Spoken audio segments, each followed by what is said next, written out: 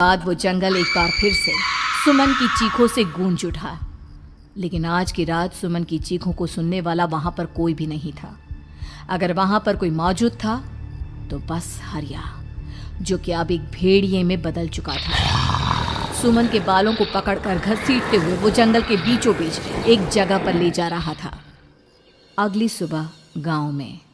अरे भाई, पता नहीं क्या बात है, अपने गांव का हरिया किसान और उसकी पत्नी सुमन दोनों गायब हैं। दोनों का कोई अता पता नहीं। अरे कैसी बातें कर रहे हो भाई, ये कब हुआ है? अरे पूरे गांव में खबर फैली पड़ी है। कल रात को दोनों खेत की तरफ जा रहे थे, लेकिन लौटकर आए ही नहीं। तो हो सकता है अपने खेत पर होंगे। पूरा गांव ढूंढ कर आया है भाई। जानते हो क्या मिला वहां पर? क्या हुआ भाई? क्या मिला? बताओ हमें, क्या मिला? अरे हरिया की पत्नी सुमन के कपड़े पड़े हुए थे।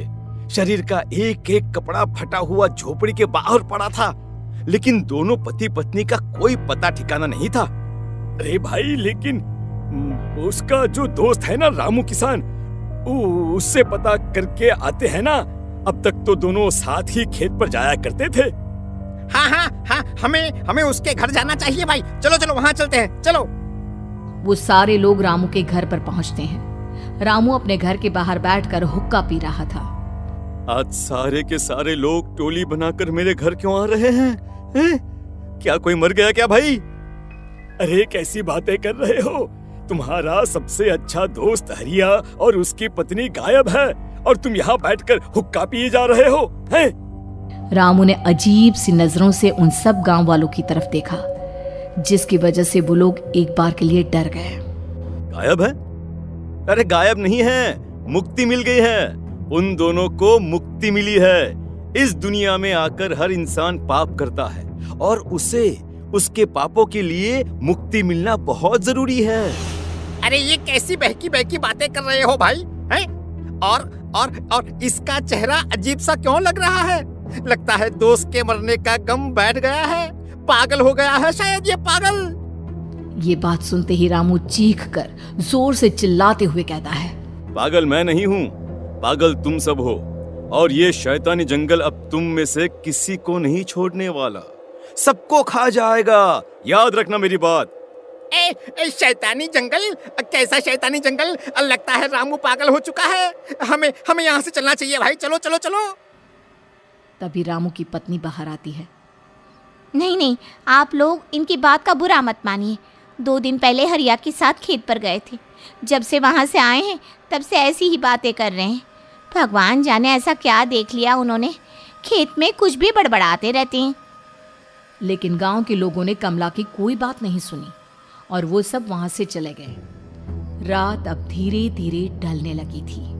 तभी अचानक किसी ने धीमी सी आवाज में रामू को पुकारा। रामू, आ जाओ, मैं तुम्हारा इंतजार कर रहा हूँ। और सुनो, अपनी पत्नी को साथ लेकर आना, नहीं तो काम अधूरा रह जाएगा।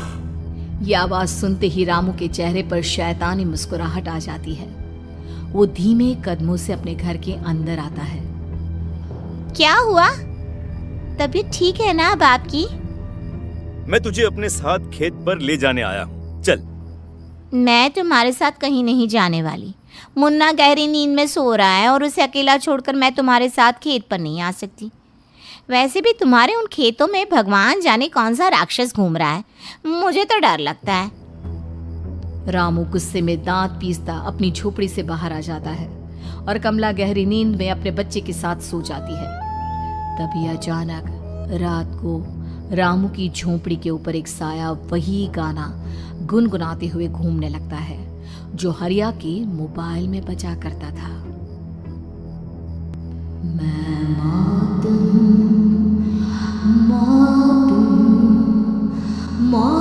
जो पसरी है चारों ओर, जो आएगी कहीं से भी निगल जाएगी सबको।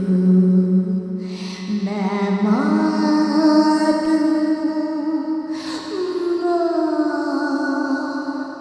अब मैं छोड़ूंगी नहीं।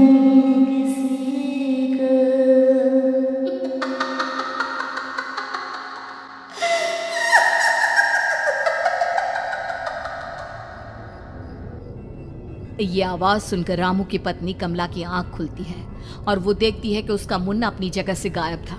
कमला चीखते हुए बाहर दौड़ कर आती है।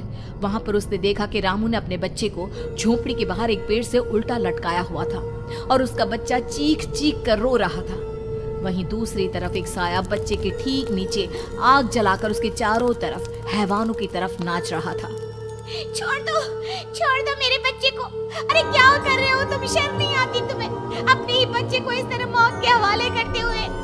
अपना बच्चा? किसने कहा ये मेरा बच्चा है? अरे ये तो उस रामू की औलाद है, इस गांव के किसान रामू की, और मेरी दुश्मनी इस गांव के हर इंसान के साथ है। क्या? कैसी बात कर रहे हो तुम? और ये औरत कौन है? ये मेरे बच्चे को खा जाएगी। तभी अचानक से उस साया ने एक बेहद खतरनाक दिखने वाली औरत का रूप ले लिया और उसकी आंखों से आग निकल रही थी। सही पहचाना तूने, मैं तेरे बच्चे को खा जाऊंगी। अगर तू अपनी इस हैवान पति रामू के साथ जंगल नहीं आई तो मैं तेरे बच्चे को खा जाऊंगी। लेकिन क्यों? आखिर क्या चाहते हो तुम मुझसे? मुझे जंगल क्यों ले जाना चाहती हो? औरत बुरी तरह से ठहाके मार मार कर जोर जोर से हंसने लगी और साथ में रामू भी। ये तो तुझे वहाँ चलने के बाद ही पता चलेगा ना। अगर तू नहीं आई तो थोड़ी देर में तेरा ये बच्चा आग में जलकर मर जाएगा। चल जल्दी। नहीं नहीं, मेरे बच्चे को छोड़ दो। तुम जहाँ कहोगे मैं तुम्हारे साथ चलने के लिए तैयार हूँ। और उसके बाद उस बच्चे को झोपड़ी में लिटाकर आगे आगे वो साया चल रहा था और उसके पीछे पीछे रामू अपनी पत्नी के बाल पकड़कर उसे घसीटते हुए जंगल की तरफ ले गया। जंगल में जाने के बाद, कितनी खूबसूरत हो तुम। आज की रात बस तुम और मैं एक दूसरे के साथ रहेंगे। मुझे तुमसे बहुत डर लग रहा है। तुम्हें क्या हो गया है? तुम तो बिल्कुल ठीक थे। वो होगा जो हमारे बीच होना चाहिए। तो आओ आओ, अपने आप को मेरे हवाले कर दो। कमला ने डर की वजह से अपनी दोनों आंखें कसकर बंद कर ली थी। रामू ने बुरी तरह से चीख कर कमला से कहा, आंखें खोलो अपनी और मेरी तरफ देखो। कमला ने जैसे ही अपनी आंखें खोली उसने देखा कि रामू एक खतरनाक खूनी हैवान में बदल चुका था। कौन हो तुम? जाने दो मुझे। क्या चाहते हो मुझसे? वही जो एक आदमी एक औरत से चाहता है। मैं तुम्हारा पति रामू नहीं, बल्कि इस जंगल का एक भेड़िया हूँ, और आज की रात तुम्हारे खून से अपनी प्यास बुझा जाऊं। और उसके बाद वो जंगल कमला की दर्दनाक चीखों से गूंज उठा। अगली सुबह कमला के कपड़े भी जंगल में उसी तरह पाए गए जैसे कि सुमन के पाए गए थे। इस घटना के बाद पूरे गांव में दहशत का माहौल था। अपने माँ बाप की मौत और गांव में हो रहे इस तरह की घटनाओं की खबर सुनकर किशन शहर से गांव लौट आया था। अपने माँ बाप की बेदर्द मौत की वजह से वो बहुत परेशान था। तभी अचानक उसे अपने घर में खाट के नीचे पड़ा हुआ वो मोबाइल फोन मिला जो उसने अपने पापा हरिया को गिफ्ट किया था। अरे कितने प्यार से पापा के लिए मोबाइल फोन लेकर आया था। इसे एक दिन भी काम में नहीं ले पाए। और आखिर कौन है जो गांव में इस तरह की हत्याएं कर रहा है? क्या है इन सब के पीछे? क्या है? मुझे पता करना ही होगा, वरना एक दिन पूरा का पूरा गांव खाली हो जाएगा। इस गांव में एक भी जिंदा इंसान नहीं बचेगा। गांव के लोगों की मदद करने के इरादे से किशन अपने गांव से दूर एक दूसरे गांव में बहुत बड़े तांत्रिक के पास मिलने के लिए गया। तांत्रिक बाबा, अब आप ही कुछ उपाय बता सकते हैं। भगवान जाने हमारे गांव को किसकी नजर लग गई है। नजर नहीं लगी है, किसी ने तुम्हारे गांव को बद्दुआ दी है। किसी सताई हुई आत्मा का प्रकोप है और अब वो पूरे गांव में किसी को नहीं छोड़ेगी जब तक उसकी आत्मा को शांति नहीं मिल जाती। अरे लेकिन ऐसा कौन है बाबा? किसकी आत्मा है और कैसे मिलेगी उसे शांति? मौत है, मौत कहीं से भी आएगी और सबको निगल जाएगी।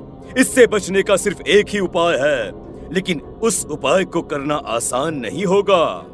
जो भी उस उपाय को करने की कोशिश करेगा उसकी जान जा सकती है। भले ही मेरी जान चली जाए, लेकिन मैं अपने गांव के लोगों की जान बचाने की पूरी कोशिश करूंगा बाबा। तो ठीक है फिर, अगली अमावस की रात जैसा मैं कहता हूँ वैसा ही करना। अमावस की रात तांत्रिक के बताए अनुसार किशन अपने साथ केरोसिन लेकर जंगल की तरफ चल पड़ा। उसके हाथ में देवी के मंदिर का सिंदूर भी था। किशन जंगल के बीचों बीच पहुंचा। ये देखकर उसकी आंखें फटी की फटी रह गई। वहां एक उबलते पानी का तालाब था और कई लोगों की लाश लटक रही थी। किशन की माँ बाप की लाश भी वहीं थी। माँ, बापू, क्या हो गया? ये क्या हो गया? तभी वहां पर एक औरत और आदमी आते हैं। उन्हें देखकर किशन चौंक जाता है। गोपाल काका, आपकी तो 5 साल पहले मौत हो गई थी। और निर्मला काकी, आप? हाँ, मौत तो हो गई थी, लेकिन तुम ये नहीं जानते कि हमारी मौत कैसे हुई थी। क्या कहना चाहते हैं आप? कुछ नहीं, बस ये जान लो कि अब इस गांव में कोई जिंदा नहीं बचेगा। लेकिन क्यों काकी? क्योंकि 5 साल पहले इन गांव वालों ने मुझे डायन बताकर पत्थर मार मार के मार डाला। मेरी कोई गलती नहीं थी। गांव का एक बच्चा क्या लापता हुआ, सारा इल्जाम मेरी पत्नी पे डाल दिया। और जब मैंने निर्मला की जान बचाने की कोशिश की तो मुझे भी मार डाला। आपके साथ ये बहुत गलत हुआ काकी, लेकिन आप जो कर रहे हैं वो भी सही नहीं है ना? तुम यहाँ से चले जाओ वरना तुम भी नहीं बचोगे। हमारी आत्मा पिछले 5 साल से मुक्ति के लिए भटक रही है। चले जाओ यहाँ से। मौका देखकर किशन सिंदूर उन दोनों के ऊपर डाल देता है। उनका शरीर जलने लगता है और वो भयानक तरीके से चिल्लाने लगते हैं। अगले ही पल किशन उनके ऊपर केरोसिन डाल देता है और वो दोनों जल जाते हैं। किशन अपने माँ बाप और दूसरी लाशों का अंतिम संस्कार करवाता है और अपने घर लौट आता है। लेकिन वो अभी भी इस बात से अनजान है कि मोबाइल अभी भी बज रहा था। मैं मौत हूँ।